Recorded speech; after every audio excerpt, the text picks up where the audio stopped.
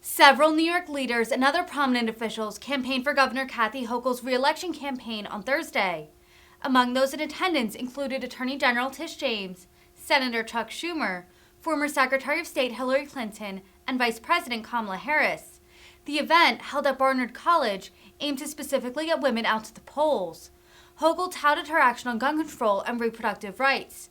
Polls show Hochul leading Congressman Lee Zeldin by a slight margin.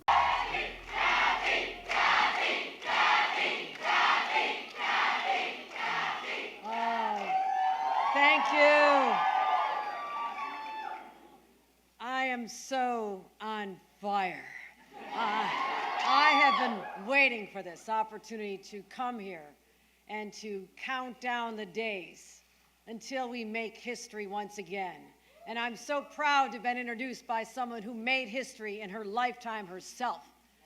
Our secretary, our former First Lady, our senator, our friend, Hillary Clinton. What a woman.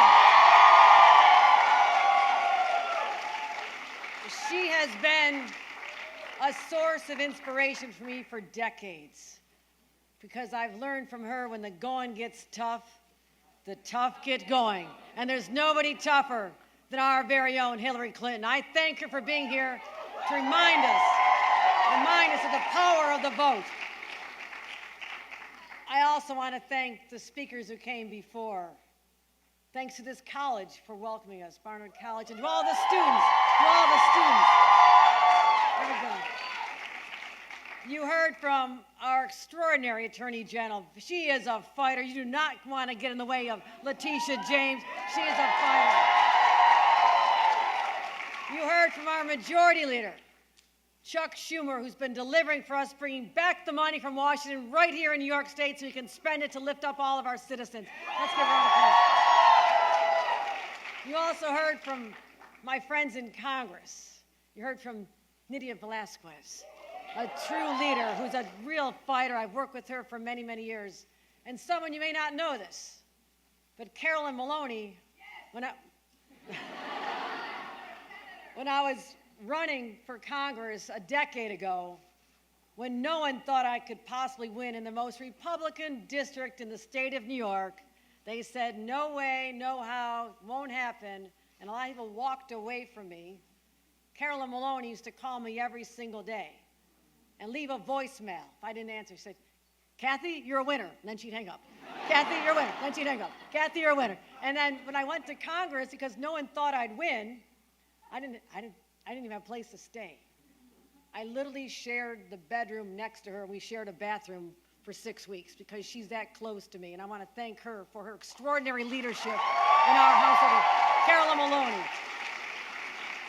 And my supporters and friends in Albany, Andrea Stewart Cousins, no longer. And with all love and respect to our Speaker, Carl Heastie, now there's no longer 3 men in a room. There are 2 women and a really good guy in the room. So to all of you, I have a simple message. To all of you, but particularly to the women of New York. Women of New York. This is our moment. This is when we think of the ghosts of the past. The women who gathered in 1848 in a place called Seneca Falls. And I've often wondered how, without the benefit of social media, how they all knew to gather in one place. 300 people found their way to a place that became the intersection of rights.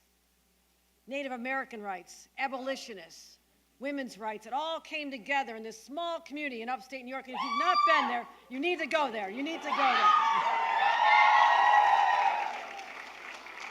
But I think about it often, and we were there recently, Hillary Clinton and I, talking about the legacy we've inherited. What is on our shoulders as the women of today.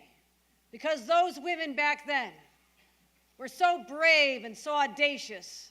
They went against the tides of their time. They were ridiculed and spit upon and jailed because they had the audacity to say, we have rights, and we have a right to fight for them. And if you read the Declaration of Sentiments, it's written on the wall, and you can feel their disdain dripping with every word, saying, we are sick and tired of being the properties of men. We want to have the chance to be free. We want to vote. And that happened nowhere else but right here in the state of New York. Right here in New York. And it was a long journey for that right to vote. Many, many decades. But New York was one of the first, 3 years ahead of the rest of the nation, to say that women would have the right to vote in this state. And again, later, finally, women of all colors could vote as well. It took till 1964. We finally achieved that goal that was so elusive for so long. And when it came to other rights, reproductive freedom, the right to decide whether you can make a decision about your own body, New York again was 3 years ahead of the rest of the nation. It took till Roe v. Wade. We were already 3 years ahead. And I've always been proud of the fact that we've led these movements, women's rights, LGBTQ rights, labor rights, environment. It all started in nowhere else but our state. So I put that on all of you, especially the young people. I want you to feel the weight on your shoulders as you march out of here with that determination, the guts and courage that all of those who came before us had and passed down this gift to us. In fact, they've not only passed down a gift, they've passed us the torch. And today we hold that torch in our hands. And it's up to us, and we'll be judged by generations years from now. They'll look back at this time and say, what happened in 2022? For some, it'll be a reminder that the rights that were so long and hard fought for could be stripped away by a Supreme Court, appointed by a president who never should have been there. That's what happens. That's what happens. That's what happens when complacency takes hold and people feel like, I don't need to vote because somebody else will do it, it doesn't matter. That's what happens when complacency sets in. You have rights that you counted on for over 50 years. My mother fought this battle. Reproductive freedom. I enjoyed the benefits of it. It was always there if I needed it. My daughter in her 30s, assuming it would be there for her, and my brand new grandbaby will not have the same rights that her great-grandma had. We've always been on the forward path toward progress. That's what defines us as a state. So, friends, it's up to us. How will we be judged by what we do in 2022? We march to the polls. We say we honor those women of the past, those fighters, and those who shed blood to secure the right to vote. But also we will stand up for future generations and say, we will protect the right to an abortion in this state right here, right now, and forever.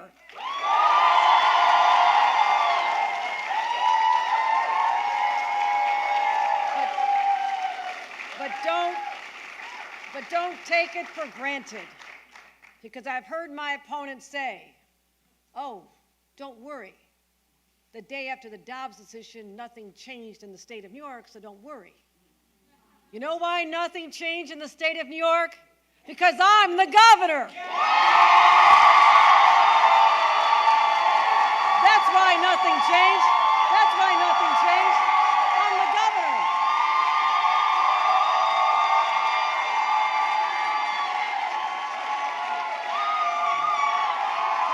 That's right.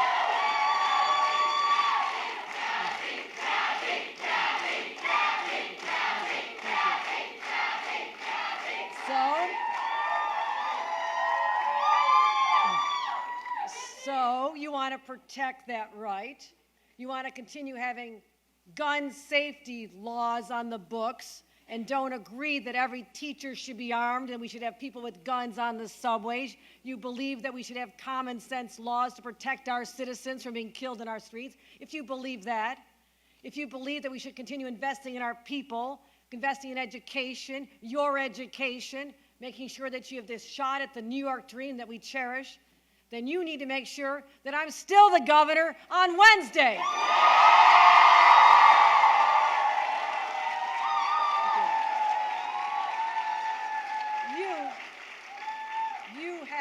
power. You have the power. You have the weight on your shoulders. You have it in your DNA to continue that fight, that march forward. And don't you dare let future generations down, because they're looking to you. Just like we stand on the shoulders of people like Hillary Clinton and Kamala Harris, who both made history being the first. Our first female vice president of the United States. You have witnessed history, my friends, but don't just watch it. Go out forth and make history yourselves. Make history yourselves. And people have pointed the fact, and so many moms and dads come up to me with their little daughters, and they want me to bend down and talk to them. And I've heard so many say this, and it touches my soul. Look, daughter, the first woman governor of the state of New York, you can be anything now. You can be anything. And I won't let them down. I want all those little girls to know that, yes, they can be anything. And yes, a woman has what it takes to govern a rough and tumble place like the state of New York, because I'm a fighter. I'm a fighter. I say bring it on. I love a good fight. Bring it on. Bring it on. I'll take it down. I'll take anybody down. I love a good fight. You know why I'm a fighter? Because my dad and my grandpa made steel. Okay? I have steel running through my veins because of who I am and where I come from. I come from Buffalo, New York. I am a fighter. So, I leave you with this. Are you ready? Are you ready? Are you ready to take it to the streets? Are you ready to get out people to vote? Are you ready to save the state of New York? I'm counting on you. And with that, let me welcome a woman who has such compassion. A woman who I have long admired, because she has been out there true. She's had to fight her way to the top. She has made history, but she's got a heart of gold. I've seen her in action. And let me tell you one story about our vice president, Kamala Harris. She came to Buffalo after the massacre of 10 of my neighbors. A white supremacist radicalized on social media decided that he would take arms because at the time you could be 18 years old on your birthday and walk in the store and buy an AR-15. He went to Buffalo because he was looking for the place with the highest concentration of people of color from his home. And he slaughtered my neighbors 10 minutes from where I live. And Vice President Harris came, and she met with the families. She went to the funeral, and she didn't even ask to speak. They wanted to just be there out of respect. And she was called up to speak, and she gave the most heartwarming, uplifting remarks about how you take that pain and you turn it into action. And I listened to her, and I went back to Albany. I said, we must have action for these people. We must have action for this community. We must have action for New Yorkers. And what we did was he changed the laws. We stood up and we said, no more can this happen in a state like New York. And we took away the ability for an 18-year-old to buy that weapon. We said we're going to enhance our state. We changed the laws, and we want to keep those laws in place. And I thank Vice President Harris for not just making history, but for really making a difference. Ladies